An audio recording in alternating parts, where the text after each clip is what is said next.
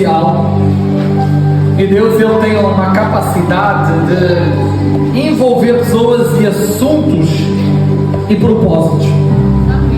É muito interessante que toda a Bíblia, toda a história da Bíblia, ela é um enredo de vidas e pessoas e propósitos que se encaixam. E é muito interessante ver o agir de Deus nos dias de hoje. Algumas das palavras que o nosso Macaia falou é dentro da palavra que nós vamos ministrar. Não foi combinado, não falamos, não conversamos. Olha o que a palavra do Senhor diz. E diz assim: e houve trevas sobre toda a terra, do meio-dia às 3 horas da tarde. Ok? Então houve ali trevas durante 3 horas. Por volta das 3 da tarde, Jesus bradou em alta voz: Eloi, Eloi, lama sabachthani. Que significa: meu Deus, por que me abandonaste? Quando alguns dos que estavam ali ouviram isso, disseram: ele está chamando Elias. Imediatamente um deles correu em busca de uma esponja, embebeu-a em vinagre, colocou-a na ponta de uma vara e deu-a a Jesus para beber. Tudo muito profético, não é? Muito interessante isso. Mas os outros disseram: deixem-no, vejam se Elias vem salvá-lo. Depois de ter bradado novamente em alta voz, Jesus entregou o Espírito. Naquele momento o véu do santuário rasgou-se em 2 partes, de alto a baixo. A terra tremeu e as rochas se partiram. Os sepulcros se abriram e os corpos de muitos santos que tinham morrido foram ressuscitados. E isso é francamente impressionante, não é? Eu acho que quando nós lemos a Bíblia, eu acho que nós às vezes não temos noção do acontecimento, né? Porque isto é tudo tão resumido. É tipo, Jesus estava lá na cruz e ele bradou, então ele subiu, as rochas dele contaminaram da terra e as pessoas que estavam mortas em Cristo ressuscitaram. Mas é a melhor história. E se nós lermos a leitura pura e se nós não nos transportarmos para o acontecimento, às vezes nós não valorizamos o momento ou não temos noção do que aconteceu aqui naquele lugar. E diz assim: e saindo dos sepulcros, ou seja, as pessoas que estavam mortas em Deus, elas que estavam ali naquela zona, elas ressuscitaram e elas saíram dos sepulcros depois da ressurreição de Jesus, entraram na cidade santa e apareceram muitos. Quando o centurião e os que com ele vigiavam Jesus viram o terremoto e tudo o que havia acontecido, ficaram aterrorizados e exclamaram: verdadeiramente este era o Filho de Deus. Eu estou imaginando a situação que aconteceu ali. Vocês sabem que está dentro da crucificação de Jesus. Jesus ele foi crucificado, ou Jesus agora está no momento da crucificação. E a palavra, o versículo 45 começa por dizer que Jesus, o dia começou em trevas. É isso que a Bíblia diz. E houve trevas sobre toda a terra. E é importante perceber que não era uma pessoa qualquer que estava sendo crucificado. Com Jesus tinha mais 2. Mas ali estava Jesus, o dono da vida, sendo crucificado. E o interessante é que Satanás achava que estava fazendo uma grande coisa, orientando as pessoas para crucificar Jesus. Eu costumo chamar de Satanás de trouxa, de burro, porque ele acha que é inteligente, esperto. Apesar de ele ser milenar, ele passa a vida a apanhar. E naquele momento ele estava achando que estava fazendo uma grande obra. Muitas das vezes ele faz isso, ele acha que está fazendo uma grande obra e ele manifesta na vida de alguém, aí aparece um crente, vai lá, liberta, ele foi envergonhado. Ele achava que estava fazendo uma grande festa, mas por ele fazer essa grande festa é que ele acabou por perder. E ali ele achava que estava fazendo uma grande festa. O inferno estava festejando porque Jesus estava sendo levado para a cruz, porque Jesus estava sendo morto pelo povo. E então a Bíblia diz que num desses momentos, Jesus já crucificado na cruz, Jesus já pregado na cruz. A Bíblia diz que a partir do meio-dia, a Bíblia diz que houve trevas sobre toda a terra, ou seja, a luz, ela deixou de ter naquele lugar. Isto é tão profético que a luz, o sol se escondeu, porque a luz, ela estava na cruz, e tudo o resto estava em trevas. E isso muitas das vezes, você precisa entender, é que quando Jesus não está na nossa vida, é exatamente isso que acontece. A nossa vida é uma vida de trevas. Agora, quando Jesus, que é a luz da nossa vida, Ele entra na nossa casa ou entra na nossa vida, a coisa começa a ficar boa. Não é isso? Posso fazer um amém? Amém. Amém.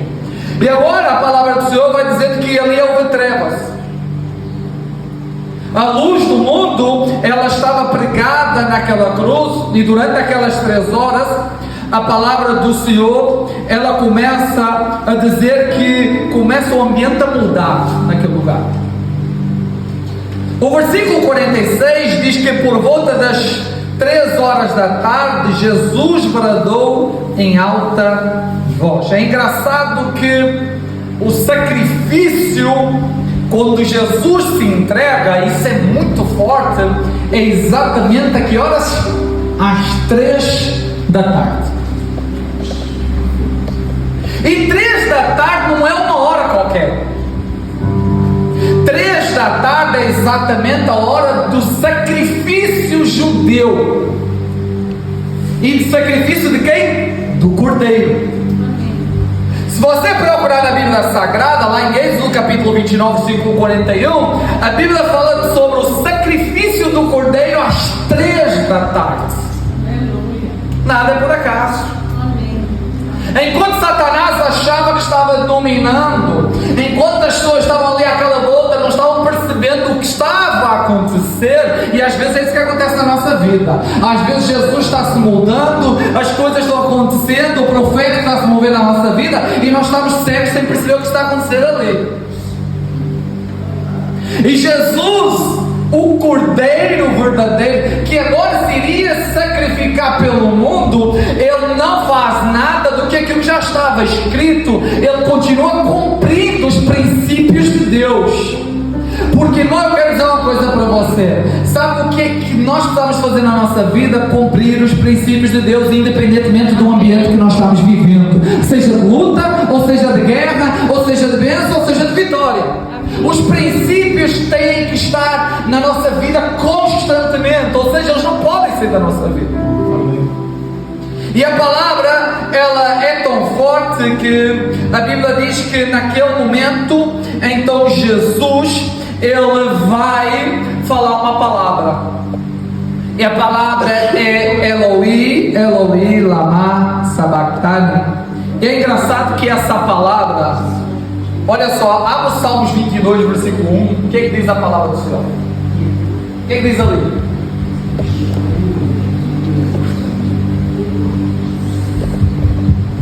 Exatamente a mesma coisa. Meu Deus, por que me abandonaste? Eu não. O que Jesus estava a fazer na cruz era recitar o Salmos 22, capítulo 1. Olha só. E por que este salmo? Olha a natureza deste salmo. Por que estás tão longe de salvar-me, tão longe dos meus gritos de angústia? Continua. Versículo 2. Não estava gravado? Vai primeiro Bíblia. Vamos seguir. Salmos 22, 1.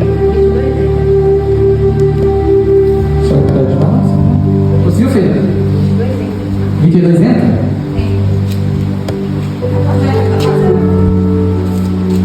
Já está. Olha o versículo 2. Meu Deus, eu clamo de dia, mas não me respondes. De noite e não recebo alívio. Continua. Versículo 3. Tu, porém, és o santo, és rei, és o louvor de Israel. Versículo 4. Em ti os nossos antepassados puseram a sua confiança, confiaram e os livraste. Versículo 5. Clamaram a ti, foram libertos e em ti confiaram e não se decepcionaram. Continua aí, versículo 6: mas eu sou verme e não homem, motivo de zombaria e objeto de desprezo do povo. Continua aí, versículo 7: caçoam de mim todos os que me veem, balançando a cabeça, lançam insultos contra mim, dizendo: recorra ao Senhor, que o Senhor o liberte, que eu o livre, já que lhe quer bem. Vou continuar aí. Contudo, tu mesmo me tiraste do ventre, deste-me segurança junto ao seio da minha mãe. Desde que nasci foi entregue a ti, desde o ventre materno és o meu Deus. Não fiques distante de mim, pois a angústia está perto e não há ninguém que me socorra. Muitos touros me cercam, sim, rodeiam os poderosos de Bazar. Como um leão voraz rugindo, escancaram a boca contra mim. Versículo 14: como água me derramei e todos os meus ossos estão desconjuntados, meu coração se tornou como cera, derreteu-se no meu íntimo. Meu vigor secou-se como um caso de barro, e a minha língua gruda no céu da boca. Deixaste-me no pó, à beira da morte. Eu não preciso continuar mais. O versículo que Jesus usa, a palavra que ele usa, é a palavra que é a mesma palavra que Davi usa no momento em que Davi ele está num desespero muito alto, em que Davi, ele recitando em hebraico, Jesus vai recitar em hebraico esse mesmo texto do Salmos capítulo 22, versículo 1. Por quê? Porque esta oração de Jesus é uma oração que revela a condição humana de Jesus. O desespero é o momento em que Jesus nele está refletida a minha e a tua condição. É o momento em que Jesus está ali. Jesus representa a humanidade sem salvação. É o momento desta oração em que Davi estava totalmente desesperado, vivendo uma ausência de Deus tão grande, em que ele se acha indigno de receber, porque ele estava distante de Deus. E o momento em que Jesus está na cruz, em que ele usa exatamente as mesmas palavras, é para ele trazer a lembrança que o mundo estava totalmente ausente de Deus, ou que Deus estava totalmente ausente do povo até exatamente aquele momento, que agora Jesus ia mudar a história da humanidade. E nós precisamos entender isso. Às vezes nós somos igreja e esquecemos que Jesus mudou totalmente a minha e a tua história. A partir do momento em que Jesus entrou naquela cruz e que ele se entregou, em que a humanidade está lá, a Bíblia diz que ele falou: Deus, por que me desamparaste? E alguém pode perguntar a Deus: será que é possível Deus desamparar Jesus? Eu digo que aquele exato momento é o momento que a humanidade está em Jesus, o pecado está no Cordeiro, e Deus ama o pecador, mas Deus não suporta o pecado. E naquele momento os olhos de Deus pararam de olhar para Jesus, porque Jesus representava a humanidade, e Jesus agora sozinho, ele se entrega por você para que o véu pudesse rasgar. E a Bíblia é tão interessante que ela diz que o véu não se rasga em 4 vezes, ele se rasga em 2 vezes, o antes e o depois. Antes sem Deus e agora com a presença da glória de Deus na nossa vida. É com a presença de Deus que nós vivemos, não é sem presença. Aquele véu não rasgou em 10, aquele véu se rasga em 2 partes. Antes, uma que representa antes e uma que representa o depois. Você chegou hoje aqui nessa igreja. Eu não sei se todos são crentes, mas naquele momento Jesus deu a oportunidade eterna de todos aqueles que estão aqui se entregarem na presença dele e deixarem de viver sozinhos, como Davi estava -se a sentir, para passar a viver na eterna, com ele na glória. E não é glória depois de quando morremos, não, porque a Bíblia é tão forte e tão poderosa que diz que quando Jesus morreu e se entregou, o povo que estava lá embaixo, ele ressuscitou para viver um tempo mais. E é assim, Jesus morreu para que você possa ressuscitar nele.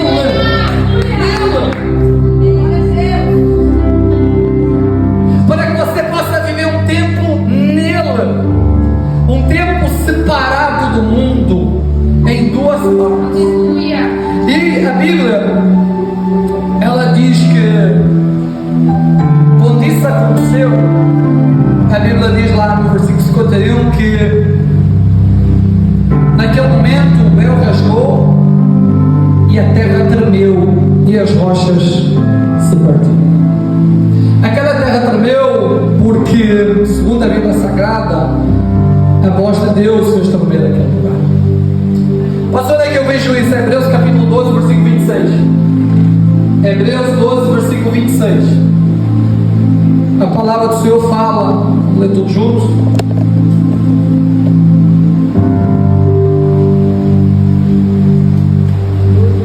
Doze, 26. 12, 2 pontos, 26. Eu não deixo os versículos todos.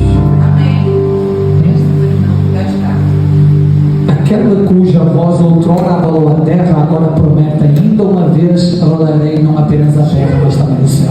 Aleluia! Essa é a voz de Deus.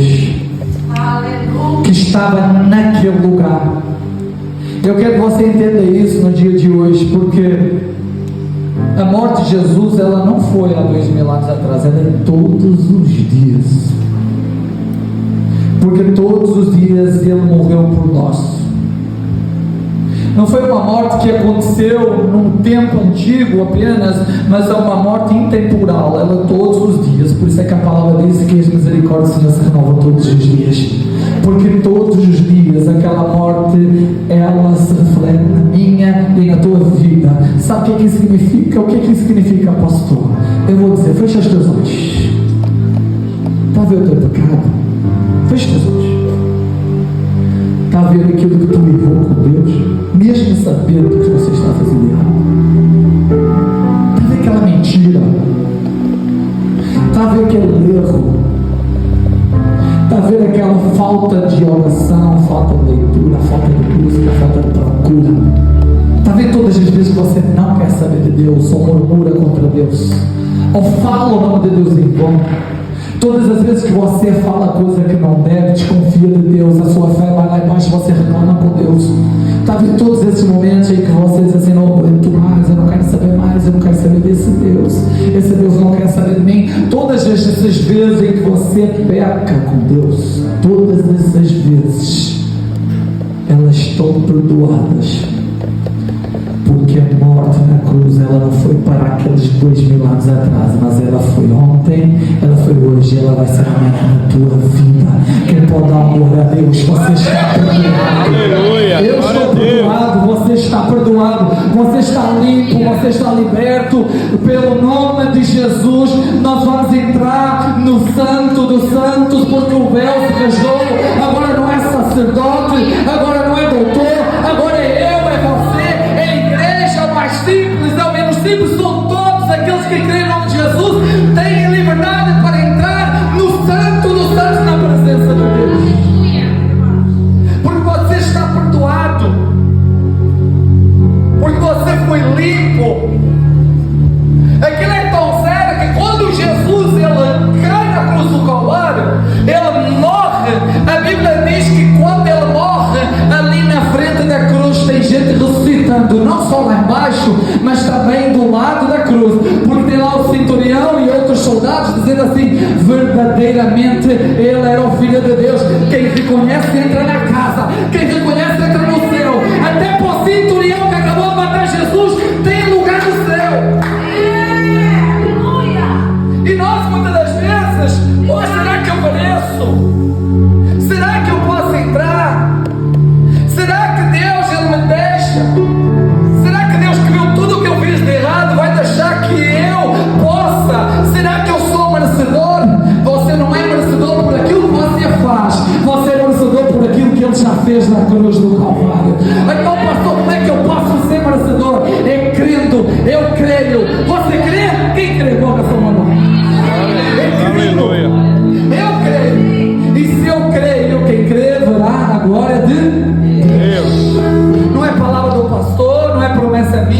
é promessa da própria Deus para mim e para a tua vida. Então que você hoje possa ser limpo, liberto e tenha uma vida nova na presença de Deus. Mas eu dou um conselho para você: vá e não peque mais.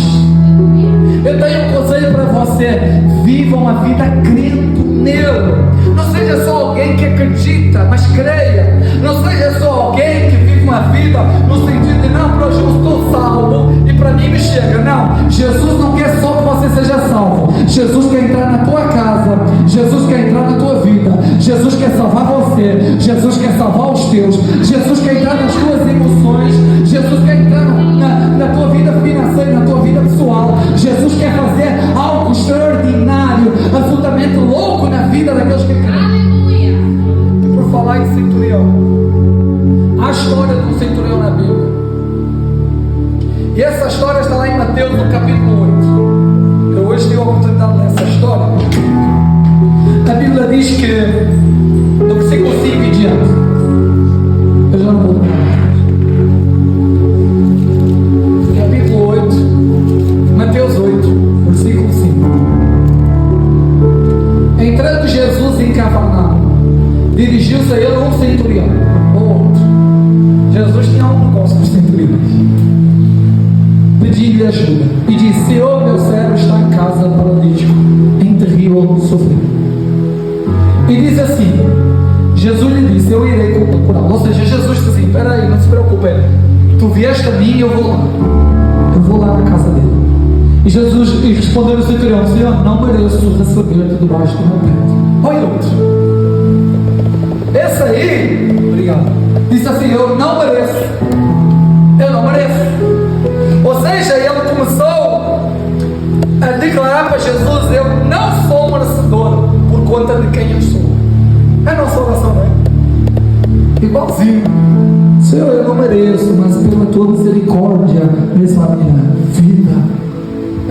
Aí ele chegou e falou exatamente o que você e eu toda vez fazemos: Senhor, eu posso não merecer, mas eu não mereço receber debaixo do meu teto. Ou seja, eu não mereço te receber dentro da minha casa. Por outras palavras, eu não mereço te receber aqui dentro. Eu não mereço te ter na minha vida. É isso que ele está dizendo. Porque na minha casa só entra quem tem intimidade comigo. Na minha casa só vai entrar quem realmente pode entrar.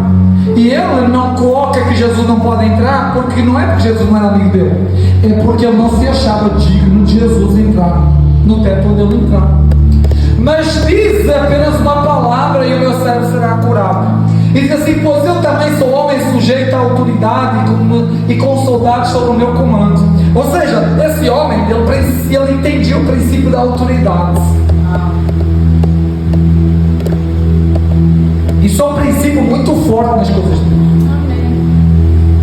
Existe uma autoridade na nossa vida tão poderosa para acabar com metade dos problemas que estão vivendo na nossa vida. Porque ali Jesus ainda andava com os homens. Só que depois disso, da cruz, Jesus sobe, Jesus desceu, Jesus ressuscita, chega para a igreja e fala: olha, enquanto eu estiver aqui, eu até posso ir fazendo uma coisa ou outra, mas vai chegar um momento, e a Bíblia diz que foram 40 dias, em que agora eu vou subir. E quando eu subir, a Bíblia diz que o Espírito Santo de Deus vai descer. Então essa autoridade que eu tenho, eu vou entregar ela na mão do Espírito Santo de Deus, e o Espírito Santo de Deus vai entregar isso na mão da igreja. Então quando alguém entende o princípio da autoridade, quando a igreja começa a entender o princípio em que ela foi subjugada, a autoridade que ela tem, ela vai entender o quanto ela é muito mais forte do que aquilo que ela é. Aleluia. Ela vai entender que você aí, homem e mulher, muitas das coisas que acontecem na tua vida, você tem autoridade para mandar embora. Muitos dos problemas que você tem vivido, você vai ter autoridade para mandar embora. Muitas das guerras que você tem vivido por conta de Satanás se levantar, você tem autoridade, você é igreja, para mandar sair da tua casa, no meio da tua casa e no meio dos teus. Você vai entender, quando você tem autoridade, você se levanta de manhã e diz: Senhor, com a autoridade que me foi dada, no nome de Jesus, eu declaro e profetizo profetizo na minha vida um dia abençoado. As portas se abrem, e as portas precisam ser fechadas, elas que se fecham, mas que este dia seja um dia para a honra e para a glória do nome de Jesus. Quando eu sair de casa, se o diabo estiver do outro lado da porta, eu tenho que sair pelo menos 500 metros para onde eu passar. Quando eu entrar no meu trabalho, e se houver algum incircunciso, filho do diabo, que se vai levantar contra a minha vida, hoje ele vai ficar de boca calada, porque maior é aquele que eu sirvo. Quando eu sair do meu trabalho e eu ir fazer alguma coisa, e se houver no meio da rua algum filho do capeta que se vai levantar para atrapalhar a minha vida, esse aí fica já agora ao meu lado, porque eu sei quem eu sirvo, e eu sei qual foi a autoridade que Deus colocou sobre a minha vida. Amém? E isso é entender o princípio da autoridade. É esse homem tem dia. Olha só o princípio da autoridade, como é que funciona. Digo a um, vá, e ele vai. E ao outro, venha, e ele vem. Digo a meu servo, faça isso, e ele faz. Continua aí. E ao ouvir isso, Jesus admirou-se e disse aos que o seguiam: digo a vocês a verdade, não encontrei em Israel. Ou seja, ele falou para os discípulos: olha, eu não encontrei no meio do meu povo, vocês estão incluídos, eu não encontrei no meio de ninguém com tamanha fé. Eu digo que muitos virão do Oriente. Você está falando quem? Está falando do povo, irmãos. Muitos virão do Oriente e do Ocidente e se sentarão à mesa com Abraão. Aí Jesus falando para ele: olha, porque tu entendeste o princípio da autoridade, eu vou te revelar um segredo. Lá para a frente, daqui a uns anos, vai haver gente que está entendendo a mesma coisa que tu entendeste hoje. E lá de Portugal, lá do Brasil, lá da Espanha,